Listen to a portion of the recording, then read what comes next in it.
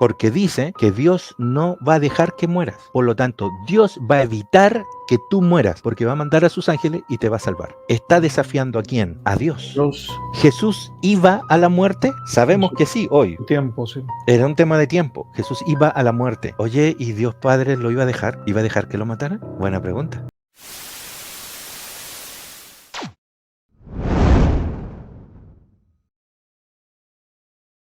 Pero justo con esa intención en el capítulo 4, antes de partir el libro, te pone esto, que es la tentación de Jesús en el desierto. Así que la vamos a leer, vamos a discutirla, vamos a ver qué encontramos acá, qué no encontramos, y yo creo que aquí vamos, es como una caja de Pandora, vamos a abrir una caja y va a salir un montón de cosas dentro. Ya dice, Jesús lleno del Espíritu Santo volvió del Jordán y fue llevado en el Espíritu al desierto por 40 días. Y era tentado por el diablo. Te contó todo, ¿no? Te contó toda la tentación de una, en 2 líneas. ¿Por qué hay una explicación del detalle de lo que ocurre ahí? El primer libro escrito de los evangelios es Marcos. ¿Ok? El segundo es Mateo. El tercero es Lucas, después del 70, cerca del 80. El último, el cuarto, es Juan. Y eso es el 90, más o menos, entre el 90 y el 100, después de Cristo. Por lo tanto, cuando está escribiendo Lucas, Lucas tiene la referencia de Mateo y tiene la referencia del libro de Marcos. Asimismo, Mateo tiene la referencia de Marcos, que es el primer libro. Pasa a la siguiente diapositiva. A mano derecha tengo la de Marcos, la que todos vieron. Mira lo que dice. Y luego el Espíritu le impulsó al desierto y estuvo allí en el desierto 40 días y era tentado o examinado, quiere decir ese término en griego, por Satanás. Y estaba con la fiera y los ángeles le servían. No había nada más. Nada más. Que es muy similar a las primeras 2 líneas de Lucas. No hay nada más. ¿Qué hace Lucas? Te cuento un relato después de eso. Bueno, esto es lo que tenemos. Pum, pum, acá está. Y lo tentó el diablo, listo, ok. Y después te empieza a contar el detalle de esa tentación.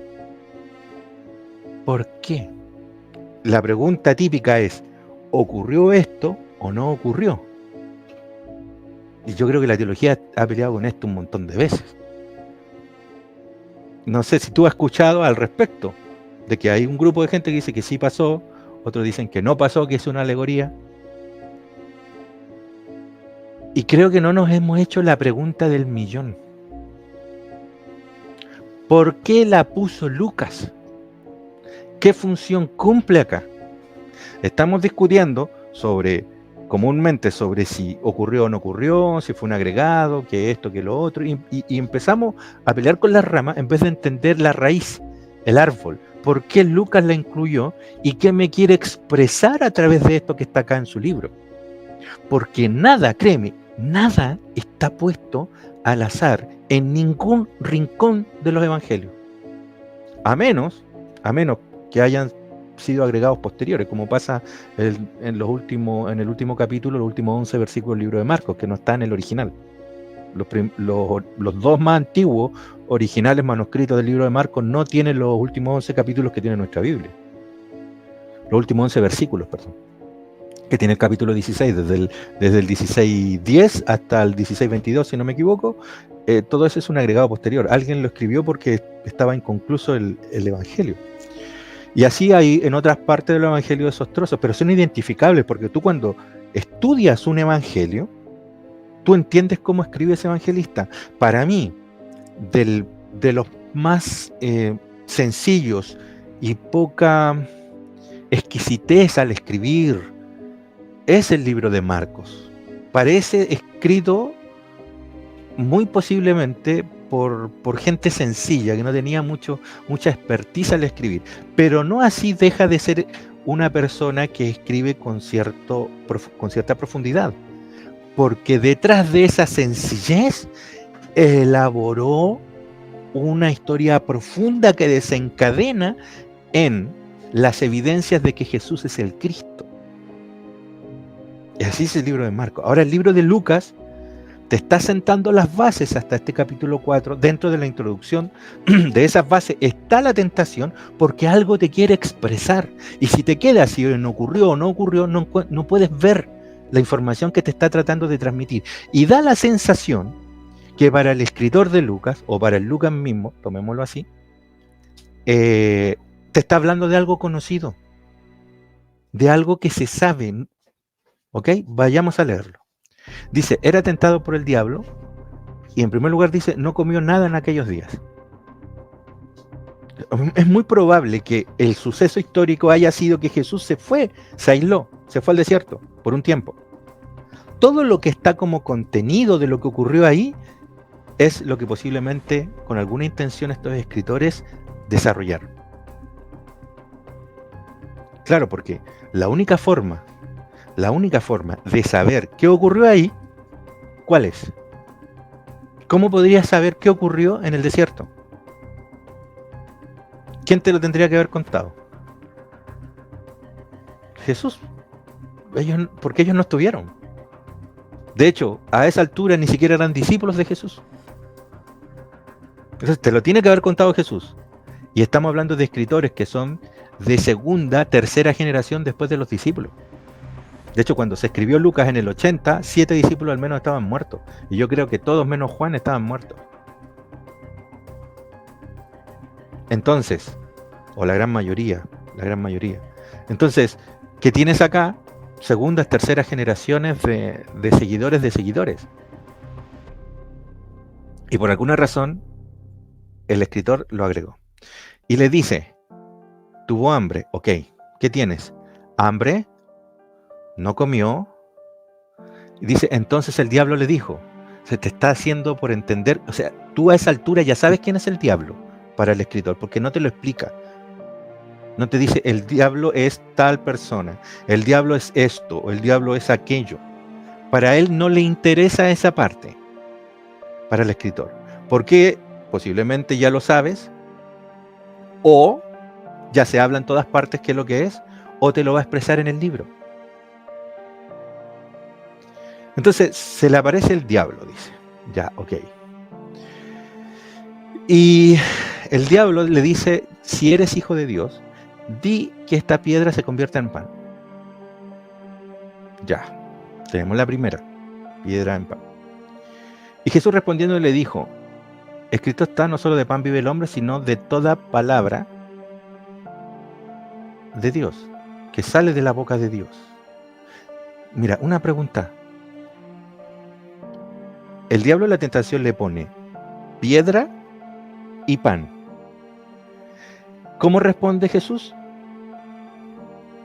Palabra, boca de Dios. Te hago la pregunta, ¿qué es la piedra? ¿O a qué hace referencia? Exacto, porque Jesús le contesta. El diablo le habla en sentido literal, o sea, tienes hambre, haz pan de esta piedra. El Señor le responde en sentido espiritual. ¿Qué es la piedra entonces? ¿Cómo lo ves? La piedra es Dios, porque de Él sale la voz o la palabra. El pan sería la palabra que sale de la boca de Dios. El pan, en el sentido literal, sería que el pan viene de la piedra. ¿Te das cuenta ahora que lo ves diferente? Inmediatamente con la respuesta de Cristo que le está dando un sentido. Ahora te hago la pregunta, oye, ¿el libro de Lucas te habla de piedras y de pan? Panes. Ya, ahora uno va entendiendo, ¿no? ¿A qué se está refiriendo?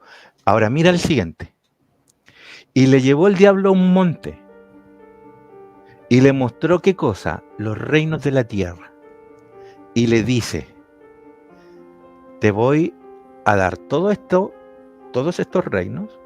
Y mira lo que él dice, y la gloria de los reinos, porque a mí me ha sido entregada, es mía, y a quien yo quiera se la doy. ¿Quién está dando la gloria? Satanás. Satanás es un término referido al concepto, o sea, como significado es adversario. O sea, todo el que se opone a Dios en este caso. Entonces, el adversario, sea ser espiritual o como tú lo quieras llamar, para Lucas no es relevante eso. Para Lucas es relevante lo que hacen, lo que dicen, no quiénes. Y la respuesta de Jesús, obviamente. Fíjate, le dice monte, reinos, gloria. Con esas tres palabras, ¿se te viene un monte, gloria, a la mente? Claro. Ah, ya. ¿Ves cómo ahora te está contando algo? Claro, se viene. Ahora, en este contexto, uno podría decir, el monte Sinaí, los reinos, pero no salen los reinos de la tierra. ¿Cómo relaciono eso? Pero el que me está contando esto es Lucas, el que me lo tiene que contestar es Lucas. O sea, ese monte y la gloria tiene que estar en Lucas. Ok, dejémoslo ahí. Y sigue diciendo, porque a mí me ha sido entregada. Ya, o sea, esa gloria corresponde al adversario. Y a quien él quiere la da. Si tú postrado me adorares, todo eso será tuyo. ¿Qué responde el Señor? Fíjate lo que responde. Vete de mí, Satanás, porque Cristo está. Al Señor adorarás y a Él solo servirás. ¿Quién es el dueño? ¿Quién es el dueño de la potestad y del reino? Según Jesús, Dios. No tú. No es el tema que tú me los ofrezcas y yo los acepte. Es que me acabas de decir que son tuyos. Por lo tanto, yo te digo no. Eso es de Dios. A Él sirves. Te está poniendo en línea. Sigue diciendo.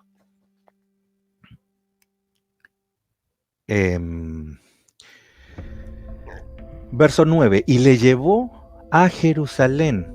¿Y dónde lo pone?